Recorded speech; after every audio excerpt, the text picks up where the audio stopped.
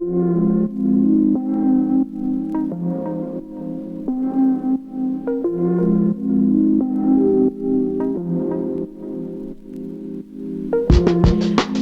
time I met India Ari. That time I went on a really bad date. That time I was directed by Robert Townsend. That time I got mono on Thanksgiving. That time I went on a really bad Christmas tour. That time I. Hey y'all, welcome back to Her with Amena Brown, and I'm Amena Brown. And it is winter of 2022, the beginning of 2022. So I hope you all are staying warm. I hope you are taking care of yourselves and being as gentle with yourself as possible right now. I think that is so, so important. So don't forget, be gentle with yourself. And as you can, be gentle with other people too, right?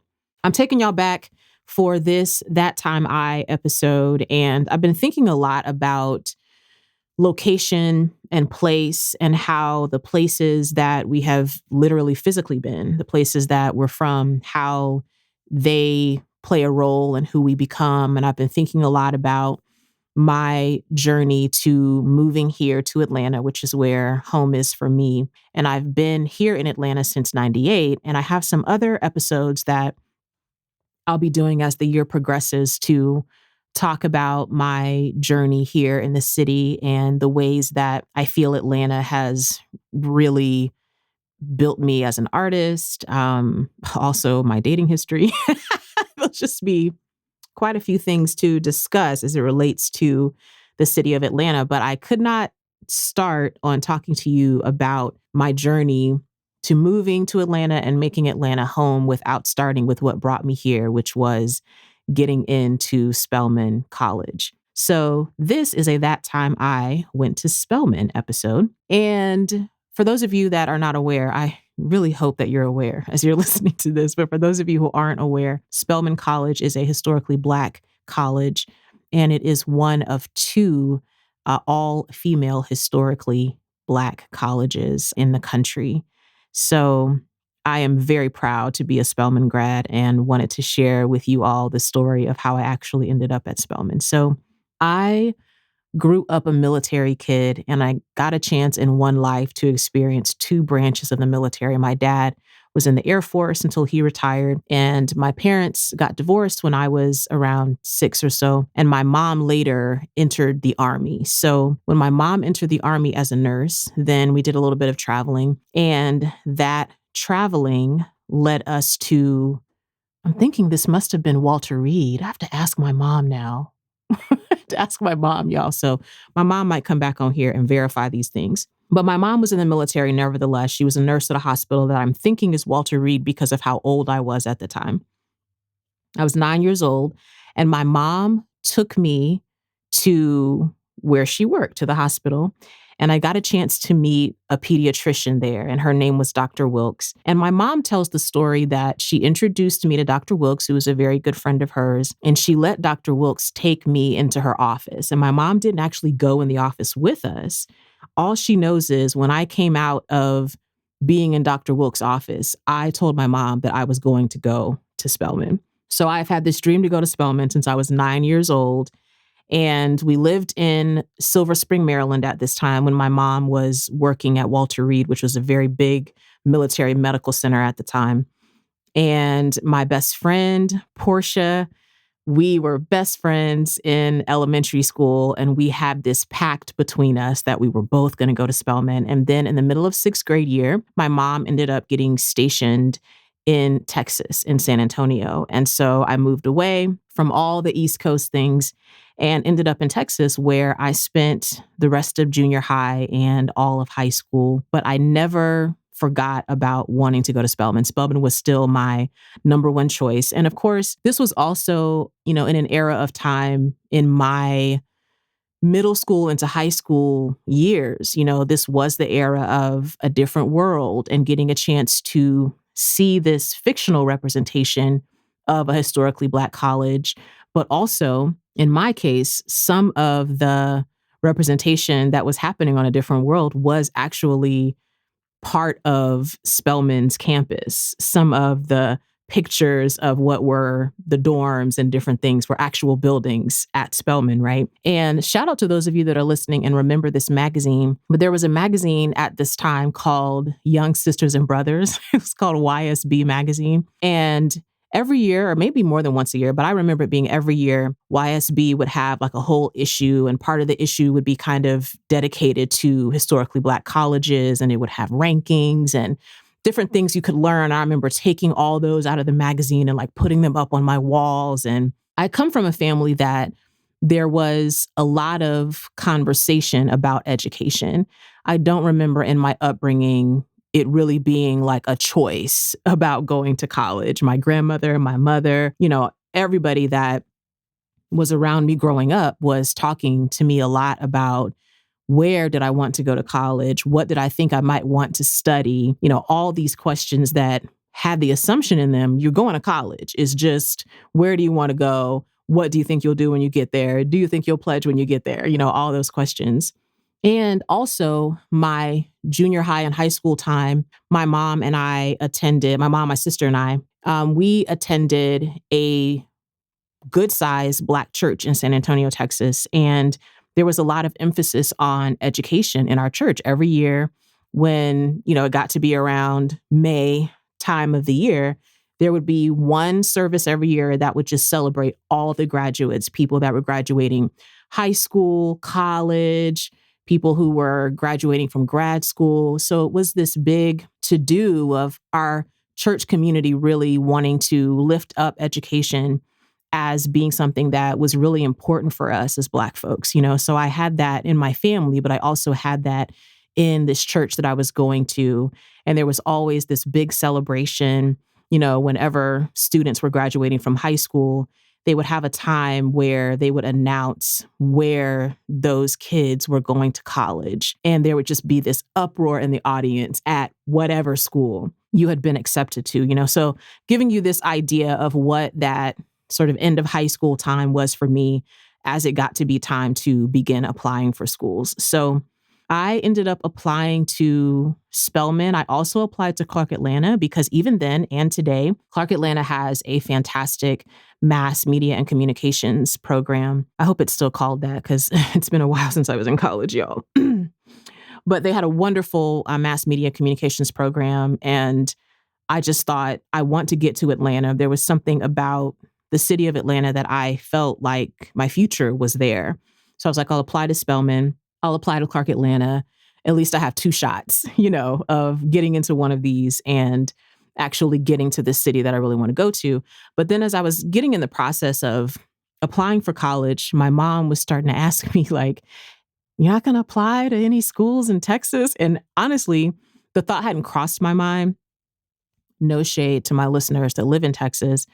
But I just never quite felt at home in Texas. Texas felt like home to me because my mom was there and my mom is home to me, but Texas never felt like home. When we moved there, I just anticipated that I'm going to turn 18 and go live somewhere else. And really, even more specifically, that I wanted to just return to the East Coast, that I had enjoyed living in the DC area. And I just wanted to be back, in that part of the country. So my mom had asked me about applying to Texas schools. So I applied to 2 Texas schools to have a safety. I applied to Texas A&M at College Station, and I applied to University of Texas at Austin, or UT. Also, I had been courted a little bit by Sarah Lawrence, which was in New York. And Sarah Lawrence actually wanted me to go early decision. And I was afraid to go early decision because that would mean if I got into Spelman that I wouldn't be able to go. If I got into Spelman and got into Sarah Lawrence, that I'd have to go to Sarah Lawrence. So I did apply to Sarah Lawrence, but I didn't end up going early decision because I really wanted to see, was I going to get into Spelman or not? Let me tell y'all what it was like applying for college in the 90s. Some of y'all are going to be like, what were y'all doing? Why was life like this? But it's wild to me now to think that my whole college application was on paper. Nothing was electronic yet. I'm applying for college between 97 and the beginning of 98. So we were just getting used to having a little bit of the internet, but it was still like dial up and modem and AOL, where you had like a limited amount of hours that you might have available to use the internet. But nothing of the college application process was online. Everything was on paper. The only thing that I remember doing on the computer was, typing out my essays and different things like that and printing them out, things like that to put into the packet. I do remember this really interesting time, and I don't know if this is just a part of being a teenager and that sort of change in life when you're about to graduate high school and go into whatever is next for you that may potentially like take you away from your parents' house. But I remember starting to kind of lag behind on my college applications because applying for college is a lot of work. It's essays and the application itself, it's gathering all the letters of recommendation that you need to get from your guidance counselor or other teachers and filling out all this stuff about your extracurricular activities. I mean, I just remember it would be a lot, even applying to one school, not to mention if you're trying to apply to multiple schools. And so I think I was like good on it for a while. And I really don't know if I started getting afraid or, I can't remember consciously doing this, but I look back on it and kind of feel like I started slowing up on the deadlines and different things that I was supposed to be turning in. And my mom noticed that I was doing that. And I will never forget this. She called me into her bathroom and basically got in my grill and was like, "You are slowing down on getting the things together for your college applications that you need." And in the way that a mother could threaten you in the late 90s, she did. And she was just basically like, "You gonna turn 18 and you getting out of this house to go someplace. And I would like for it to be college for you, but you gonna leave here and go someplace, okay? So you gonna go there and sit at that computer and finish your essays and do all the things you're supposed to do." And there was something about her getting in my face, getting in my grill a little bit that kind of like shook me back into reality. And so that's what pushed me to finish the rest of my college applications. Okay, so because this was the era of all the paper, it's so wild to me today to see like when kids get into college that they're finding out like on the computer, in their email or something, like it's all digital now, right? But we were literally waiting to get snail mail. We were waiting to get physical envelopes from these schools to tell us if we got in. And typically, if you got a big envelope and a thick envelope, then that meant you got in because that meant they were sending you the additional paperwork and all that stuff that you needed, for whatever your next steps were. And if you got the thin envelope, then that was typically how you knew you didn't get in because on the thin envelope, they were typically, "We regret to inform you," and whatever. So I remember all the schools that I applied to, I got into all of them except I was technically accepted into Sarah Lawrence, but I was accepted on a wait list, which is fascinating, right? That they were wanting me to go early decision, then I didn't. And I got in, but they were like, we'd only have a slot for you if someone else decides like not to accept, their acceptance letter. So the last of all the acceptance letters to come was Spelman. So I feel like maybe it was around February that I started getting some of the other acceptance letters. And I don't think it was till late March or early April that I got the acceptance letter from Spelman. And I was over the moon to get that envelope. I was so excited. And it had all the information about room and board and, getting you started on filling out all the stuff for who your roommates were going to be and all those things. And I have a picture. I'm going to have to see if I can find it, y'all, because I think it's in my like senior book, but I have a picture of me in a Spelman t-shirt that Dr. Wilkes many years later had given to me. And I had been wearing it for years. It still fit me. And I took pictures of myself wearing that shirt right as I was starting to pack up and get ready to attend Spelman. You might be asking, did I ever visit Spelman? Did I ever step foot on the grounds of the school? And the answer to that is no. I don't know that I would advise anyone when you're applying to colleges to not visit them. But Spelman was just such a, it was like a revered place to me, but it was also a trusted place because I knew an alumna and I knew Spelman's reputation just in America and worldwide in some regards that I felt like whatever's there is great. Whatever's there, I'm cool. I'm with it. I even went to Atlanta the summer before I went to college. And I think we may have driven by like the area, the Atlanta University Center, but we didn't go in deep enough that I got to see the campus. So I did not see Spelman's campus until it was move-in day for me, which would have been August of 98. And this was a fascinating time. Moving into college, into a dorm and all that is just a fascinating time now thinking about it. I mean, my mom and dad both having been in the military, I had experienced a lot of travel early on in my life. So the concept of moving someplace that I didn't really know anybody, we had no family in Atlanta. I think we had one friend that had gone to the same church that I grew up in, and she was like a mentor to me. We knew her. And so my mom and I stayed at her house when we got to the city, before it was time for me to move in. But she was the only person that I knew in Atlanta. I didn't know anybody here. I didn't think I knew anybody else that was applying to Spelman and had gotten in. Although, fun fact, my friend Portia that I mentioned to you earlier, I was in line to get my first ID at Spelman. And who did I run into in the line but Portia? So fun fact, Portia and I both ended up applying to Spelman and getting in and graduated the same year. So shout out to Portia, girl. I'm going to tell you what's interesting in thinking about my college experience, because you have heard me talk in previous episodes. I think Salita and I touched on this in our How to Survive a Friend Breakup episode. And I may have talked about this in some other places here as well. But, I had an interesting college experience because for me, coming to college was a time to be very focused and to get what I came for, in a sense. And I was a church girl. I was very sheltered. I think there were other people around us and around our family, at the time that just thought, oh, that girl is about to go to Atlanta and get turned all the way out. But in reality, I was too afraid. I was too afraid to actually let myself get turned out.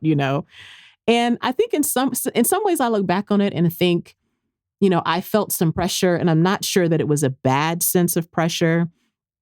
But here I was, my mom's a single mom, just sacrificed so much for my sister and I sacrificed a lot for me to be able to go to Spelman because it wasn't cheap and it wasn't something we, could afford to write a check for and that kind of thing. And then my church was so supportive of me, not even just in their encouraging words, but in their money. Members of the church were giving me money for my application fee to stay in the dorm. They were providing me with money to start my first bank account when I moved here to Atlanta to go to school.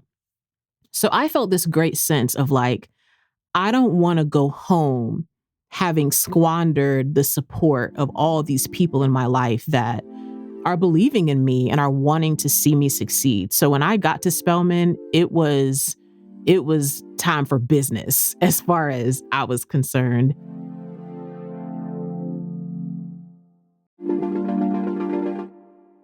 Part of that was, because I was coming from having been so heavily involved in my church and in doing ministry work, the thought was, well, if I get involved in other like church activities of some kind, then that will be a way for me to sort of stay out of trouble, because that's kind of how my time in high school was. I was very involved in my church and in doing a lot of activities there that really kept me literally from having time to get in trouble.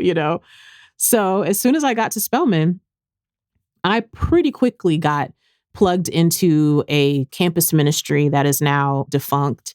and joined a church and just tried to get around as many other, Christian and church going folks as I could in hopes that that would kind of insulate me in a way. And in some ways it did, right?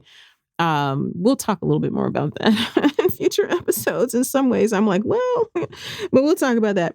So there was a guy that I dated, and I want you to know, you can't see my fingers, but I'm doing very large quotation marks, air quotation marks here, dated. There was a guy I dated when I was growing up in church. If I would have had a high school sweetheart, I probably would have considered it to be him, although I don't know that we even dated long enough to be considered high school sweethearts necessarily. But we went to the same church. He was a year older than me. I'm not going to say his name to protect the innocent slash or the guilty. Probably both, actually, the innocent and the guilty. So we dated. And when I say dated, we did what my mom allowed, which was, I got to wear his starter jacket. Shout out to that at church. I got to hang out with him at church. I got to hang out with him when our families were at social functions. And that's it. We didn't go places alone, he and I. So that's why I tell you the dating is very loose there. So he was a year ahead of me, and I thought he was going to apply to Duke because Duke was his number one choice, but he also ended up applying to Morehouse College. And if you're not familiar with the Atlanta University Center, at that time, Atlanta University Center was comprised of 6 schools. It was Spelman College, Morehouse College, Morris Brown University or College, Morris Brown. I can't remember if it was University or College right now, y'all. And Clark Atlanta University, Morris Brown College, I'm pretty sure. Those four, and then the Interdenominational Theological Center and Morehouse School of Medicine. So those were the 6 schools that were there in the Atlanta University Center, all kind of within walking distance together. Some of these schools kind of shared of resource in certain ways that you could kind of take classes across campus. I took writing classes at Morehouse as well. So I almost said his name. He got into Morehouse and he started emailing me from school.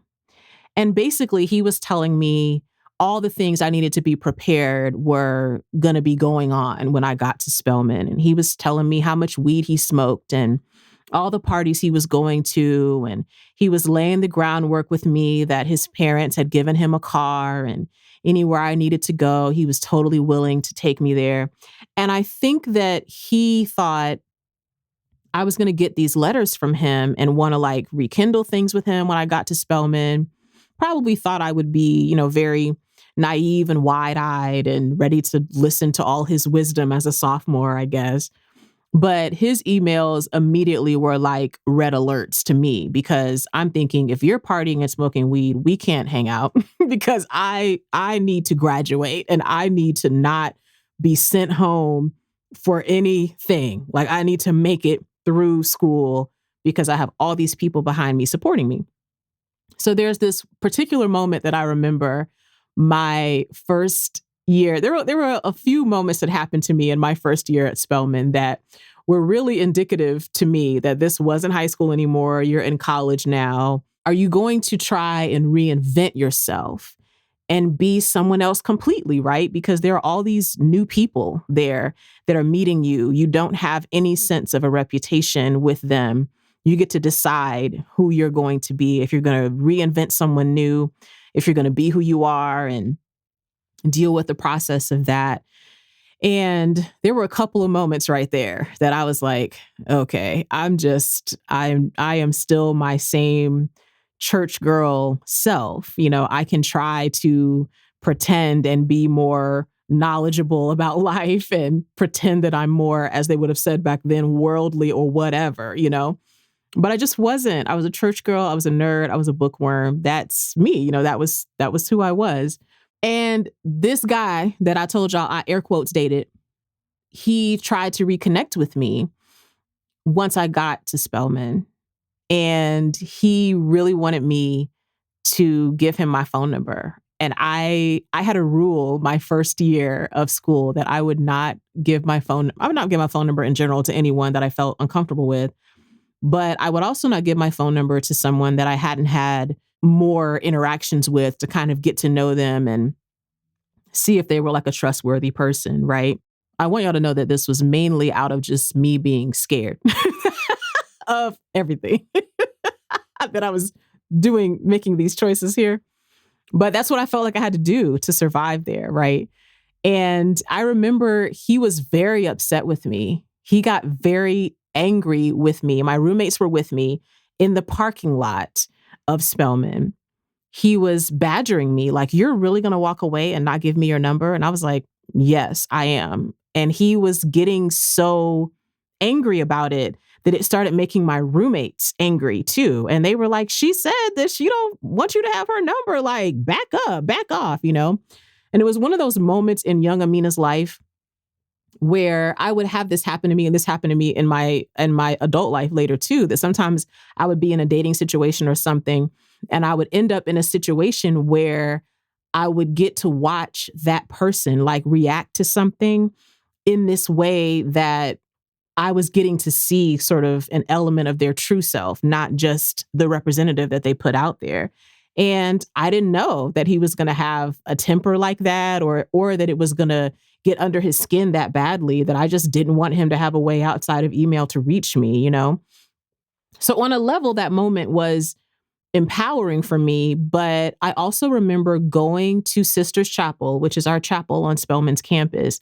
And at that time, I think now there is again a prayer room in the basement of the chapel. At that time, it was not the renovated prayer room that's there now. It was the old prayer room with the old, like thick velvety carpeting, and it was full of mosquitoes. And you had to kind of turn on this like window unit AC in hopes that it would like blow all of the mosquitoes away. And I remember I left my dorm after we got back on campus. And I remember walking over to Sisters Chapel and going into that prayer room and just praying to God for God to help me, you know, like make it through school. And it was really important to me to stay focused and succeed there. You know, there were a lot of things that I knew could derail me. And I was in that little place just realizing, here I am, I'm here, you know, without my mom, without my church community. Like, this is on me. And I think in a way, it gave my relationship to God something more personal, because I was getting a chance to really have real talk with God myself, you know, and that is a very big moment that I think happening in those first couple of months of school kind of set the groundwork for how the rest of my time of school, you know, would be. Another moment that I've shared a lot when I go to colleges that happened that first semester at Spelman. So my mentor that I told you was like the one person that I knew in Atlanta. She would kind of check in on me, and she was married at the time. And so she and her husband sometimes would call me at school, and, you know, he'd get on one phone at the house and she'd get on the other phone, and they'd kind of check in on me. And he asked me, he was like, "So have you decided, you know, what you want to major in?" And y'all, my initial major at Spelman was psychology, and I'll tell you why. I felt called to preach. For those of you that grew up in church, this is familiar phrasing, right? This feeling called to something. And typically when someone has this experience when they're growing up in a church environment, it's typically not that you're like, "I knew I felt called to be a doctor," or something. Like, that's typically not what happens. People use that term typically to mean something related to ministry or church. You feel called to be an evangelist. You feel called to be a preacher. And I felt called to preach or pastor or something like that as a very young person, around 12 or 13. And growing up, as I have also shared here on the podcast, you know, I grew up watching a lot of women preach. I grew up in a church where I was watching some of the women just preach the house down and preach way better than the men could preach. So I would study over time what the women preachers had studied when they were in undergrad. And a lot of them studied psychology in undergrad, and then they went on to seminary. So that was my plan originally, y'all. I was going to go to Spelman, get my degree in psychology, become a preacher, and I was going to attend ITC, which was the Interdenominational Theological Center, because my pastors had attended there, my mentor had attended there. And then I was like, I guess I'll see what happens. If I'll pastor or preach or whatever I'll do, and I finished that. But that was my plan. And this day, first couple of months of school, I'm on the phone with my mentor and her husband, and he says, okay, what's your major? I tell him psychology, and he's like, okay. And I explained to him the whole thing I just told y'all, what I've intended to be. And he was like, okay. And he had attended ITC as well. So then he said, let me ask you this. He said, if you were rich and you had all the money in the world, like you had so much money that you didn't have to go to college to get a job, he said, would you still go to college? And I said, yes. And he said, why? And I said, so I could write about it. And he said, okay. He said, well, then after you finished college, what would you do with your time? And I said, oh, I would write books and I would travel the country and speak to people and do book signings and stuff. And he said, that what you just described doesn't sound like psychology. It sounds like English, like an English major. And my immediate thought was, I'm not going to major in English because English majors are broke. And my mom truthfully had hopes that I would eventually want to go to med school, because before I got down my preacher train, I was going to be a gynecologist when I was younger. But let me tell y'all, I thought that the job of a gynecologist was basically talking to women all day. So I thought that someone else was like the shampoo assistant that did all the surgeries and exams and all that stuff. And then when the women needed someone to like explain to them, the procedures or give them counsel on their health, that's what they came to the gynecologist for. So that's totally what I wanted to be for a long time, to the point that at a certain point, my mom took me to the hospital that she worked at in San Antonio, introduced me to a Black woman gynecologist there. And I met her, did a tour of the hospital with her. And she said, yeah, my job is 75% surgery. And I was like, oh, knock me over with a feather. That's not what I signed up for. I was signing up for 85% talking. So the irony is, truly, I have made a living now of spending a lot of my time talking to women. So in what I imagined a gynecologist did, I'm totally doing that for a living now without surgery at all. But that is what made me also switch away from thinking about medical school. But when I was a psych major, my mom, she had her hopes up still, like, you could be a psychiatrist, you could still do that. And when I went to her and told her that I was thinking about changing my major to English after this conversation, that was one of the first things my mom said to me.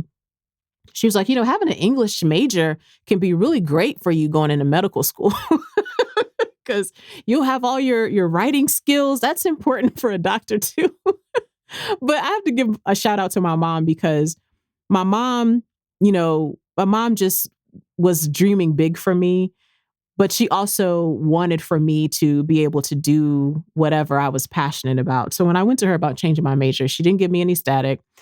And I switched over to English because I thought to myself, well, at the end of the day, I'm the one who has to sit in these classes and do all this work.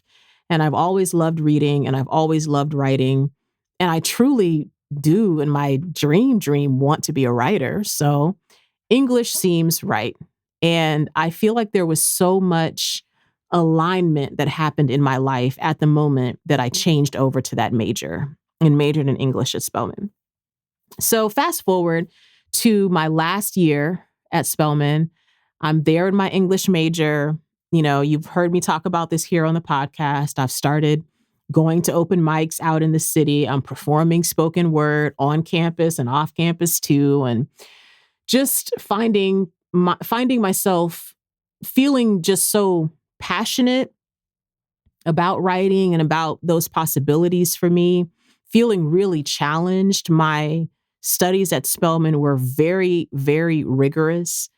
I cannot really recall a lot of classes that just felt like they were super easy. I mean, it was rigorous scholarship. It was rigorous academic work. And I also have to say it was a competitive place to be going to school, not in the sense that I felt I was in competition with my classmates, but in the sense that as we were all matriculating, you're watching these amazing Black women that you're in class with get scholarships to these amazing grad schools. You're watching them get internships at these amazing companies and then subsequently get hired at those companies even before they graduated, right? So in that sense, it was a competitive environment to be in because you were seeing all of these Black women around you like succeeding. And there I was sort of feeling, I think, a little aimless as I was getting into my last year.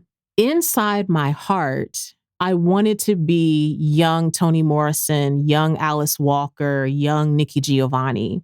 But when I looked at their careers, a lot of their amazing opportunities came to them when they were in their 30s and 40s. So I almost felt like I'm graduating at 22. I need to find something to do, to like bide my time until this magical period of my 30s will come along when all this amazing career stuff will happen to me. I just didn't know what to do.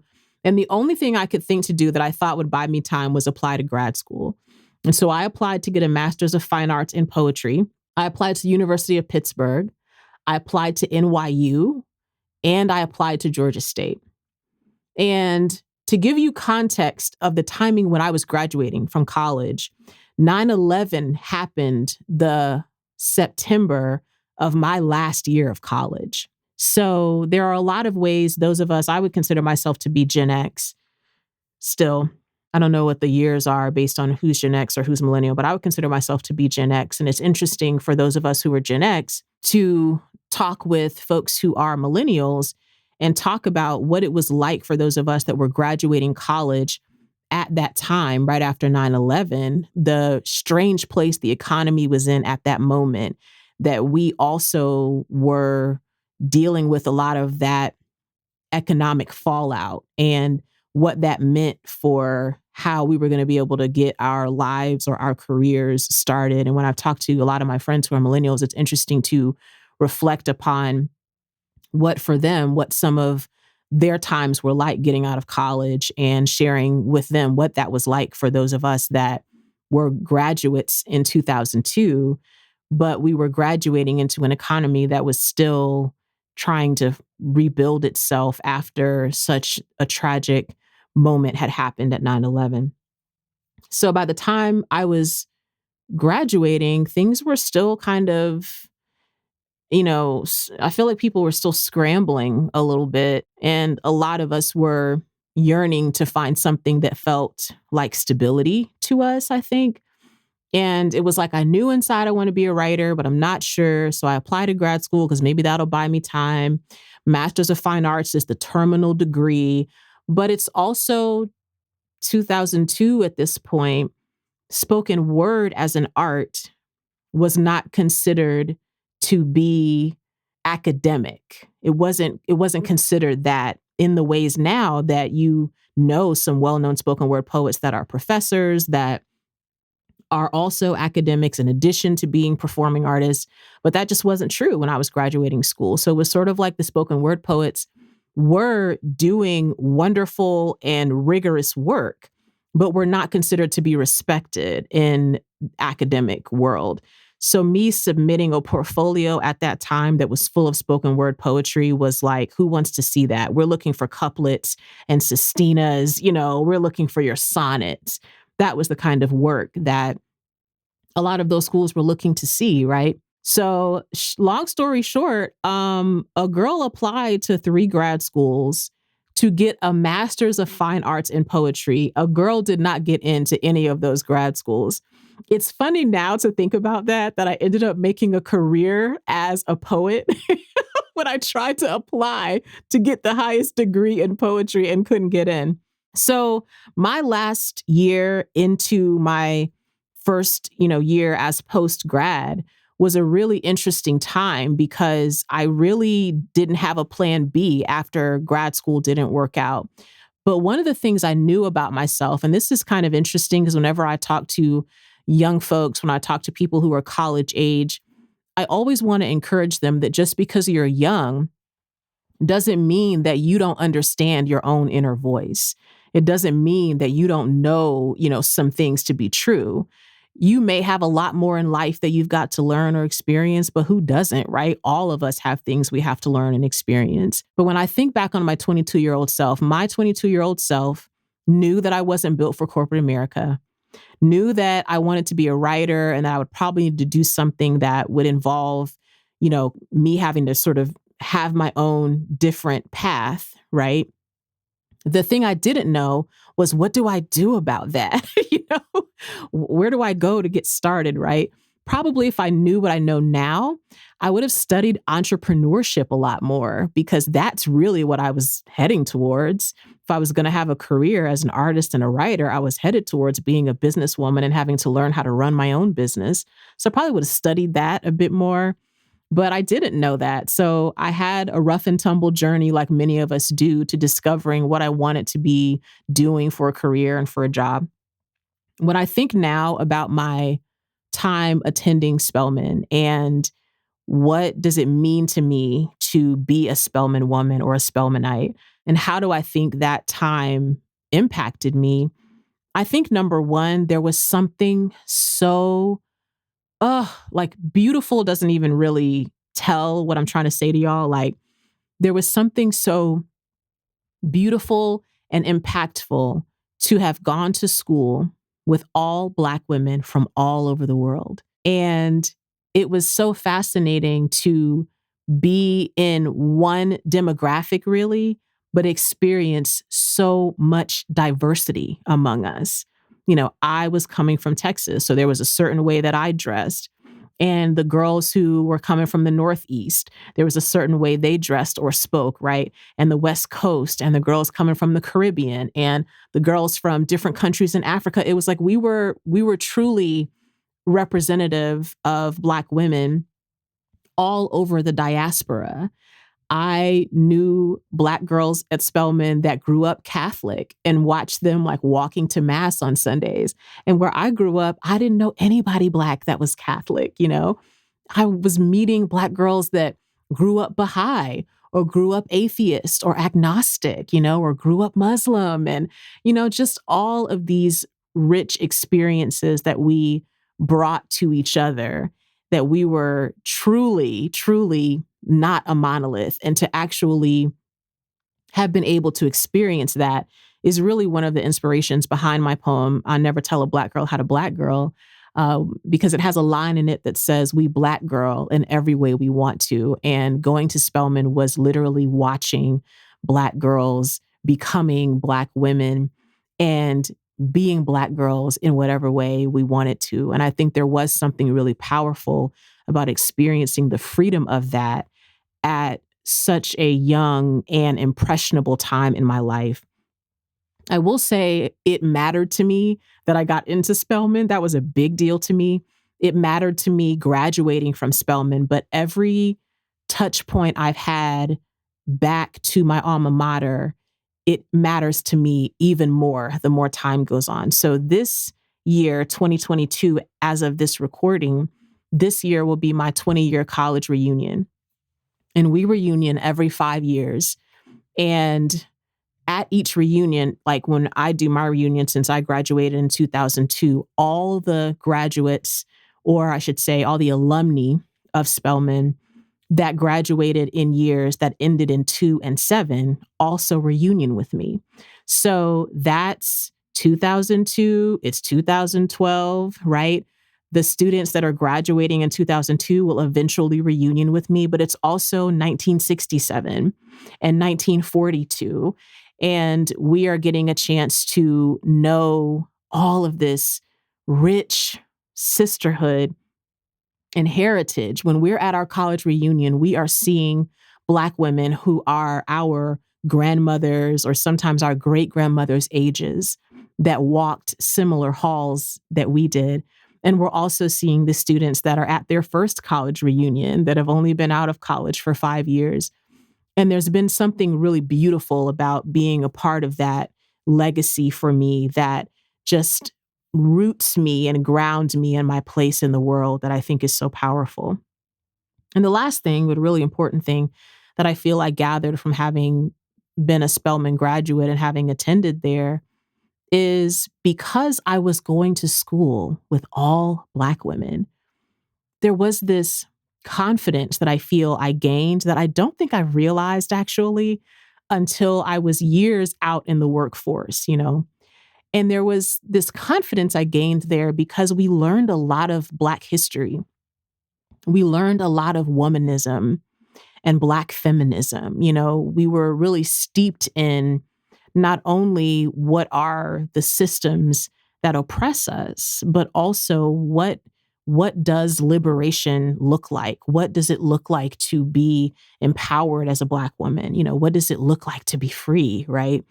And so I realized that between being a Spelman grad, having grown up in a Black church that instilled a lot of confidence in me, having been raised by and around confident Black women, the combination of that for me meant that I entered a lot of spaces that maybe some of the people there thought I didn't belong. My early parts of my career, as you all know, were in white, Christian, conservative spaces. Many of those spaces, I was the only Black person there, the only young person there, the only woman there. For many, many years, it was that way. But I didn't feel like I didn't deserve to be there. And I feel like that was instilled in me from going to Spelman, that there was not a place as a Black woman that I didn't deserve to be just like anybody else. You're at the table, I deserve to be at the table just like anybody else. You're getting the invitation, I deserve the invitation just like anybody else. You're getting the salary, I deserve the salary just like anybody else, you know? And I don't think I knew that at 22, but I think by the time I was in my early 30s and had really gotten into the work of my career, I realized there is a confidence in me that was instilled in me through Black women, and in some particular ways through the Black women that are a part of Spelman's community. So big shout out to Spelman. I still am so proud to be a graduate of Spelman. I am so proud to have experienced what it's like to attend a historically Black college and university. So shout out to being a Spelmanite. It is really wonderful. And shout out to all my Spelman sisters who are listening. Thank y'all for checking out this episode with me and being in the living room with me while I talked about that time I went to Spelman. And I'm looking forward to coming back and talking more about what happened in my journey in Atlanta after deciding to make Atlanta home after graduating Spelman. So tune in for that. See y'all next time.